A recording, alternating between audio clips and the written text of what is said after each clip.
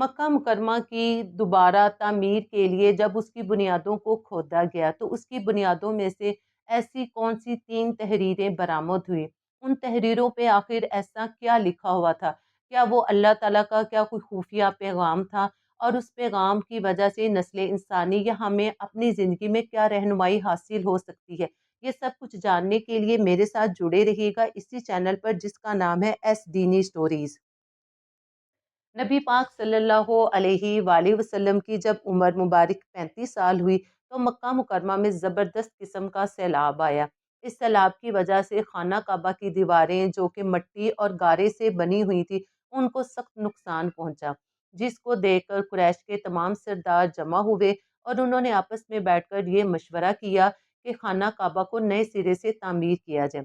چنانچہ خانہ کعبہ کی کھدائی شروع ہوئی، مگر جب خانہ کعبہ کی کھدائی کی جا رہی تھی تو اس کی بنیادوں سے ان کو ایسی 3 تحریریں برآمد ہوئی جس کی زبان ان کے لیے بالکل انجان تھی، کیونکہ وہ سیرانی زبان میں تھی۔ چنانچہ کوئی ایک ایسے آدمی کی تلاش شروع ہوئی جو یہ زبان پڑھ سکتا تھا۔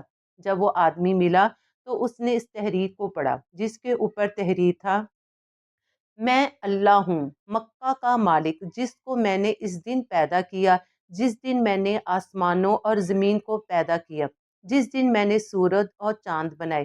میں نے اس کو یعنی مکہ کو 7 فرشتوں کے ذریعے گھیر دیا ہے۔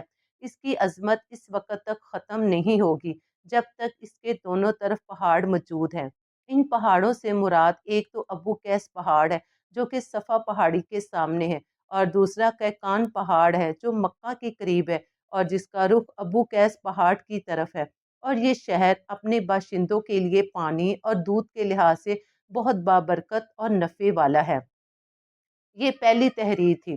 دوسری تحریر کھدائی کے وقت مقام ابراہیم سے ملی جس میں لکھا تھا: مکہ اللہ تعالیٰ کا محترم اور معظم شہر ہے، اس کا رزق 3 راستوں سے اس میں آتا ہے۔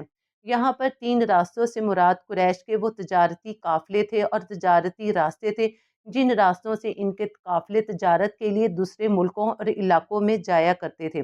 تیسری تحریر اس سے کچھ فاصلے پر ملی، اس میں لکھا تھا: جو بھلائی بوئے گا لوگ اس پر رشک کریں گے، یعنی اس جیسا بننے کی کوشش کریں گے، اور جو شخص رسوائی بوئے گا اور وہ رسوائی اور ندامت پائے گا۔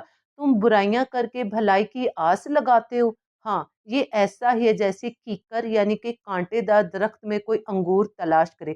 یہ تحریر کعبے کے اندر پتھر پر کھدی ہوئی ملی۔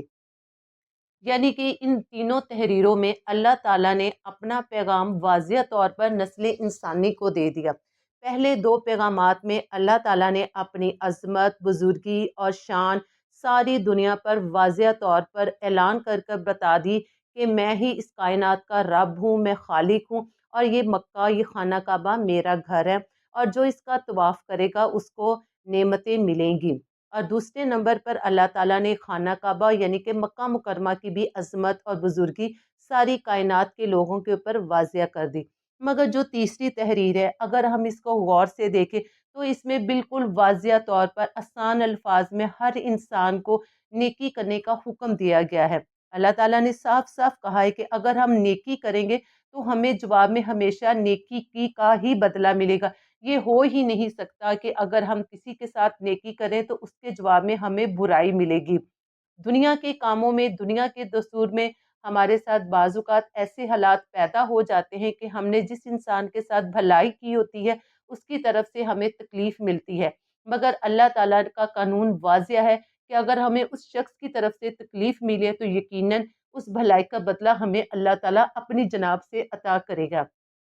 اور اگر ہم کسی کے ساتھ برائی کریں گے اور برائی کر کر نیکی کی اور اچھائی کی امید رکھیں گے تو یہ تو بالکل ایسے ہی ہو گیا کہ جیسے کہ کیکر اور کانٹے دار درخت ہو۔ کانٹے دار درخت میں سے کبھی بھی کوئی پھل یا پھول نہیں اگ سکتا۔ اسی طرح ہم کسی کے ساتھ برائی کر کے اور بدی کر کے اس سے اچھائی کی توقع نہیں رکھ سکتے، اور نہ ہی ہم یہ توقع رکھ سکتے ہیں کہ ہم دنیا میں برائیاں کریں، بدیاں کریں، لوگوں کے دل دکھائے، مگر آخرت میں جا کر ہمیں وہاں پر اجر و ثواب ملے گا۔ اللہ تعالیٰ نے یہ قانون واضح طور پر کر دیا ہے کہ یہ ایسا ناممکن ہے، اس لیے اللہ تعالیٰ سے دعا ہے کہ وہ ہمیں اپنے مقرر کردہ راستوں پہ چلنے کی توفیق عطا فرمائے اور ہمیں اپنی مقرر کردہ حدود میں رہ کر زندگی گزارنے کی توفیق عطا فرمائے۔ پلیز چینل کو لائک اور سبسکرائب کرنا مت بھولیے گا۔